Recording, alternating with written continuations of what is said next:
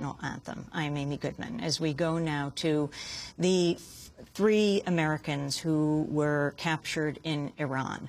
The fourth person in that group of the three Americans who have been detained by Iranian authorities after going for a hiking trip in the mountains of Iraqi Kurdistan says they entered Iran by accident and made, quote, a simple and very regrettable mistake. Sean McFessel, who traveled with Shane Bauer, Sarah Sherd, and Josh Fatel from Damascus, Syria to Iraqi Kurdistan for a short vacation, was not with the other three when they disappeared.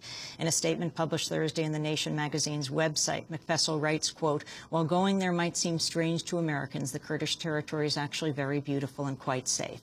He notes they had planned to go on a hike to a place with a waterfall called Ahmed Awa, which they did not know was near the Iranian border. The place was recommended to them by locals, was not marked by maps that they had. Sean McFessel stayed behind at the hotel because he had a cold. His three friends left for the hike.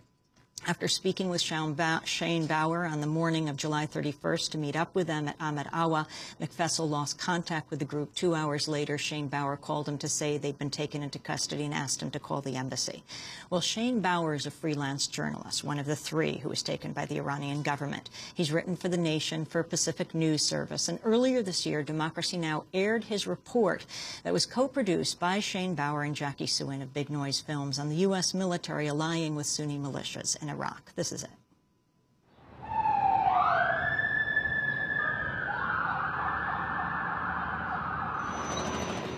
In 2006, the American military and Iraqi police could hardly enter Baghdad's Dora neighborhood without being peppered with bullets.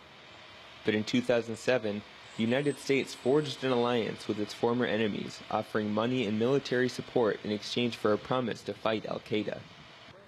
When we entered Dora this week, we found American soldiers laughing with these neighborhood militias.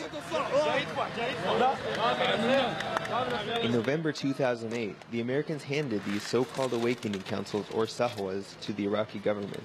Prime Minister Nouri al-Maliki promised that 20% of the sahwa forces would be brought into the army or police force, and the remaining would eventually be offered civilian jobs or a pension. But Sheikh Abu Suleiman, a Sahwa member decorated with American medallions in Dora, says he had higher hopes. The government told us we are going to pull all of you into the police and army, every last one of you without exception. Here in our area, they haven't incorporated a single one of us up until now. There's a huge difference between the privileges of the national police and what we have as the Shahwa. We work together to provide security, but we don't get the same wage. The wages of Sahwa members are less than half those of the Iraqi National Police. At a nearby checkpoint, a former Sahwa member complained that they couldn't survive on the wages paid by the Iraqi government. I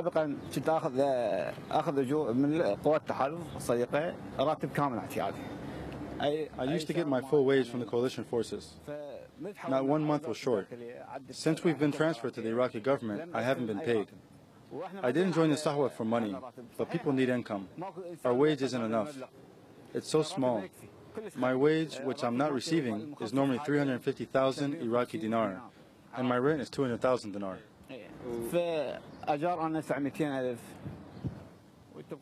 150,000 left over isn't enough for me to live on. Abu Suleiman says without them, the neighborhood could descend back into chaos. If they don't incorporate us, something is wrong. It will hurt everyone, frankly. First, Sahwa members will quit. The area will be without the Sahwa. Secondly, unemployment will rise. Problems will return.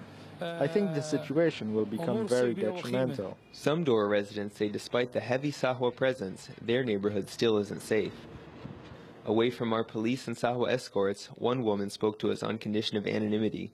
She fled the area in 2006, leaving a burned house and all of her belongings behind after people she says belonged to al-Qaeda killed her husband and son.